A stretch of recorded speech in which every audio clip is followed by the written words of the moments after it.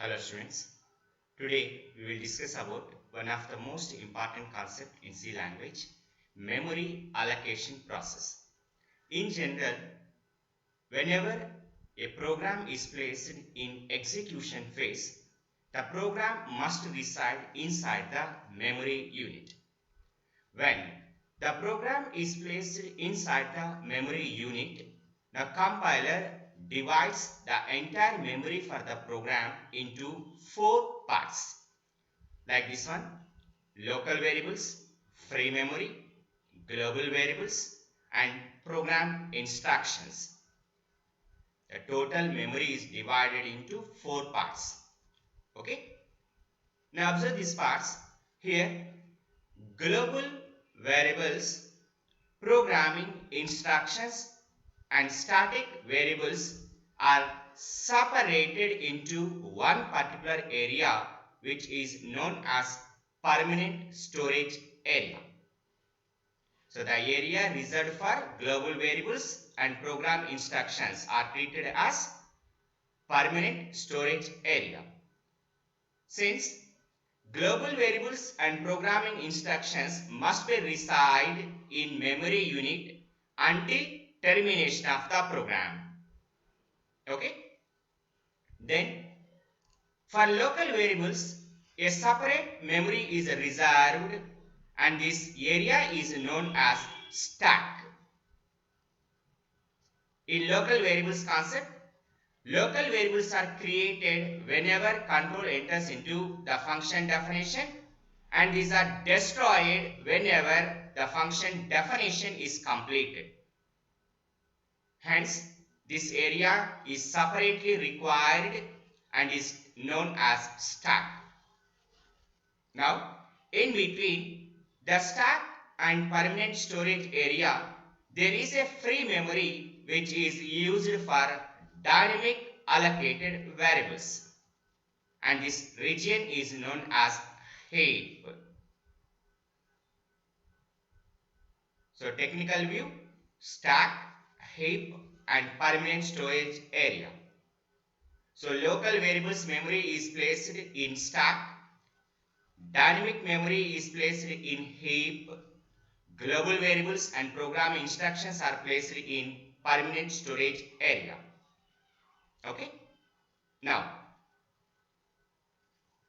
coming to allocation process, the memory allocation is classified into two types as static memory allocation and dynamic memory allocation. Now, what is meant by static memory and what is meant by dynamic memory? Now, definition point of view, static memory allocation means memory for the variables is created at the time of compilation. This is an important one. Here memory is allocated at compilation is known as static memory. So when we observe ordinary variables, now variables declaration concept, arrays concept, here the memory is static memory. So static refers to fixed memory. So once the memory is fixed, it is not possible to change its size. Okay. Now another one, dynamic memory allocation. Here the memory is allocated for the variables at runtime or execution time of the program is known as dynamic memory. Now this is an important one. Here memory is allocated at the time of execution of the program. When the memory is a dynamic memory, it is possible to change. Okay. Now, to allocate dynamic memory, different types of memory allocation functions are available like malloc, calloc, realloc, and free functions. And these functions are known as dynamic memory functions. Here, malloc, calloc, and realloc are allocation functions, whereas free is a releasing function. Now all these library functions information is available in different header files like stdlib.h, alloc.h and so on. But at this stage it is better to include alloc.h header file. Okay. So malloc, calloc and realloc are memory allocation functions. Free is a memory releasing function. Now these functions individually one by one. First one, malloc function. Now it stands for memory allocation function. malloc stands for memory allocation function. And this function is used to allocate memory at runtime. This one syntax.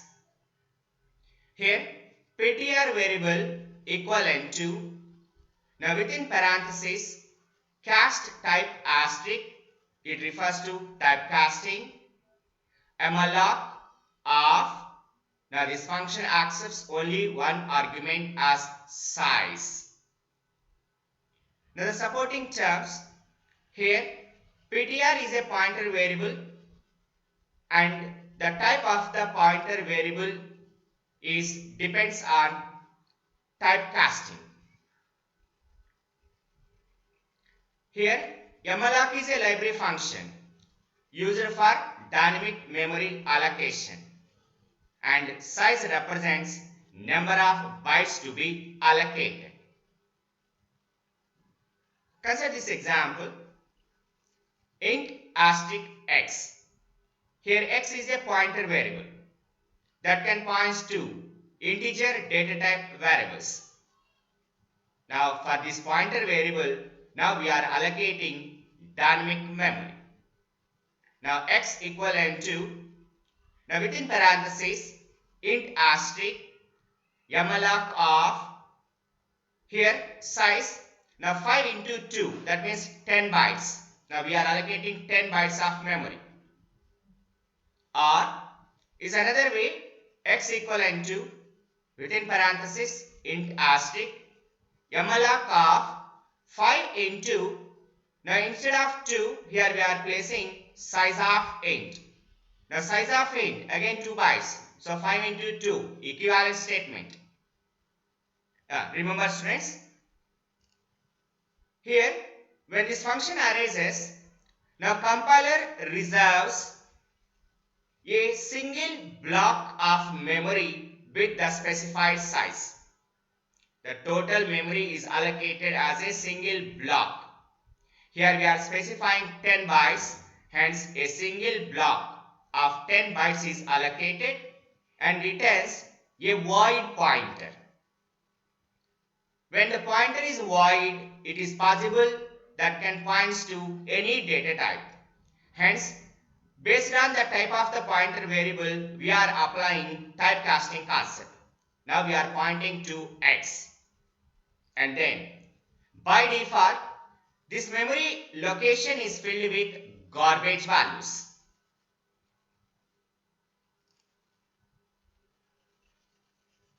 Okay.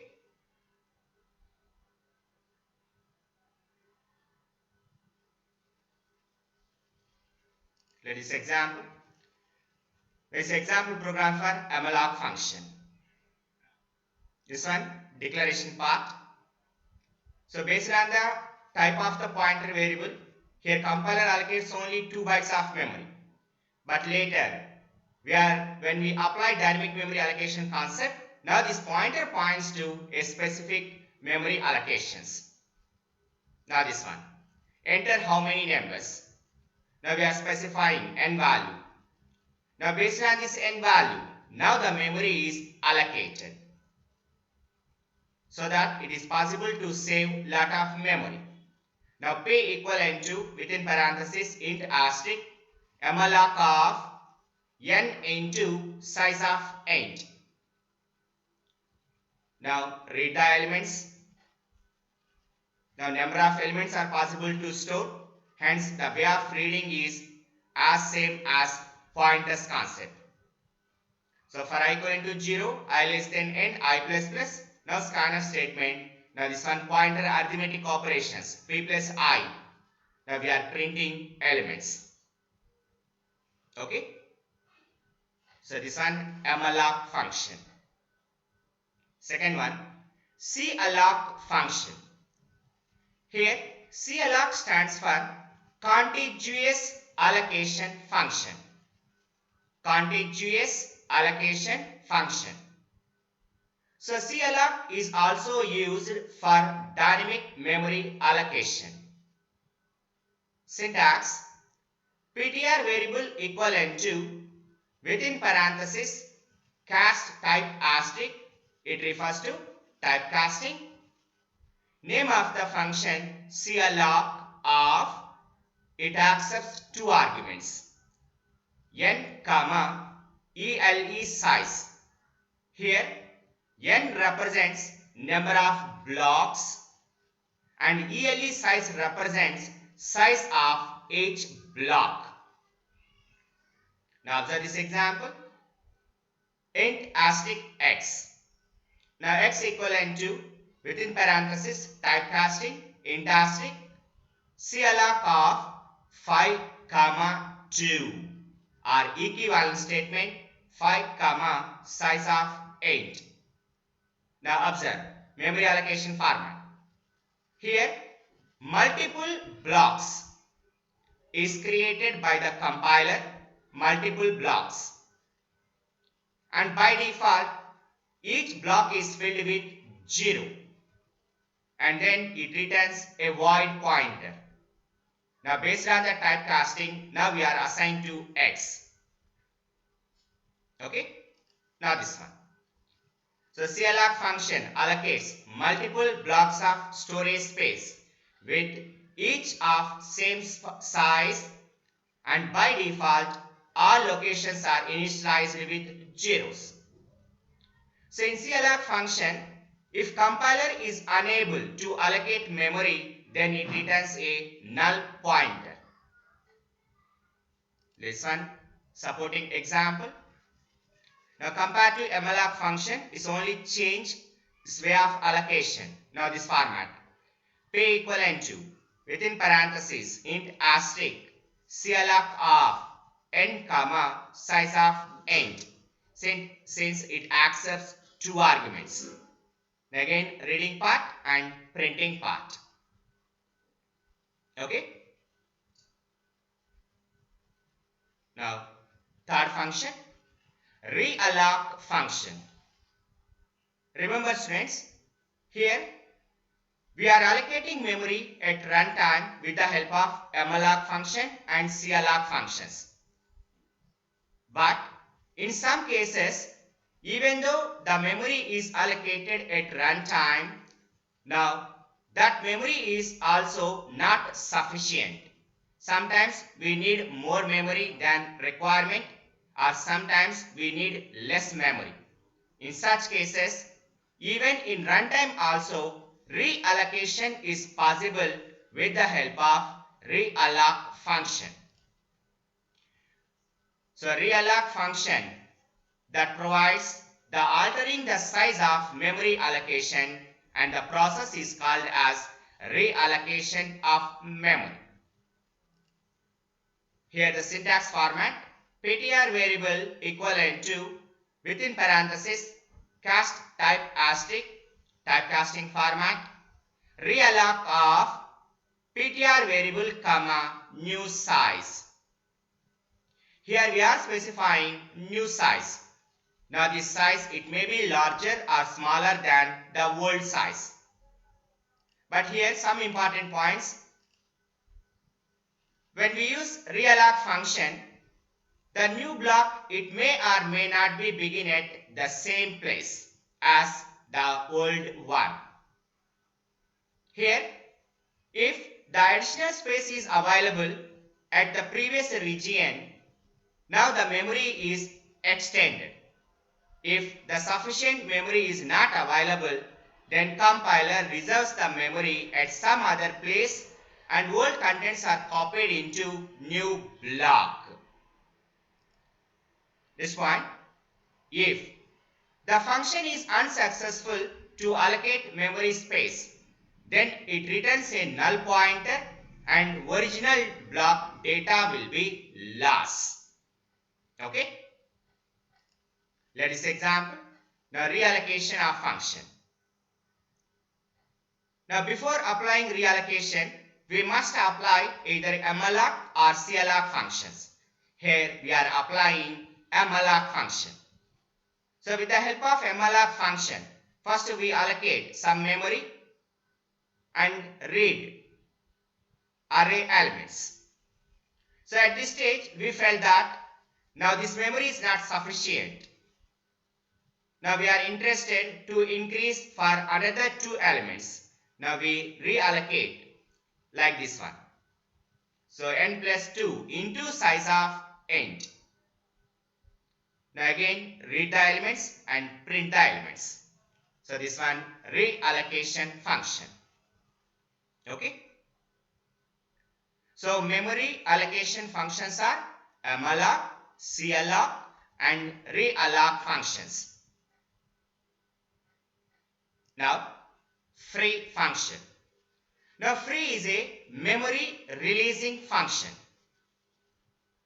When dynamic memory is allocated, in runtime it is possible to release the memory.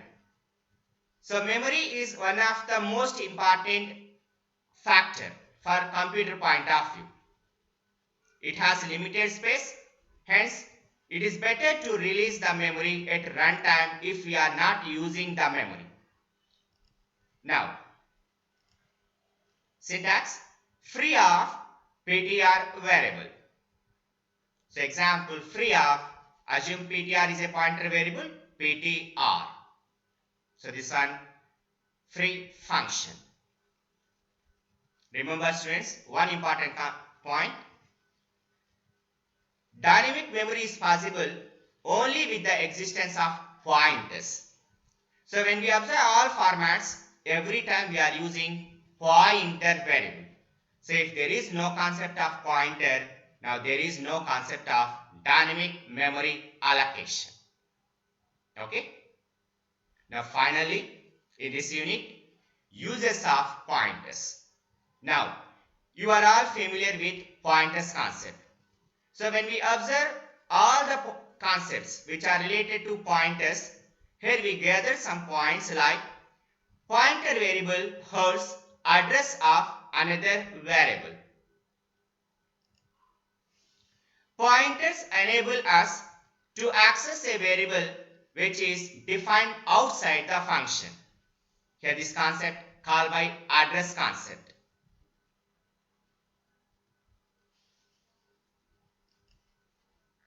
Pointers support dynamic memory allocation for saving a lot of memory space.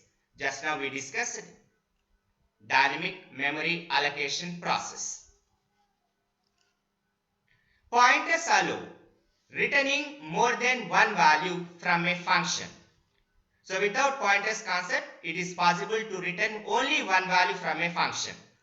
So with the existence of pointers, now it is possible to return more than one value from a function. Pointers reduces length and complexity of the programs. Since here pointers refers to address of the variable, so compiler directly access the variables with its memory contents. So these are the different uses of pointers. So finally, pointers increase execution speed of the program. Okay. So thank you one and all.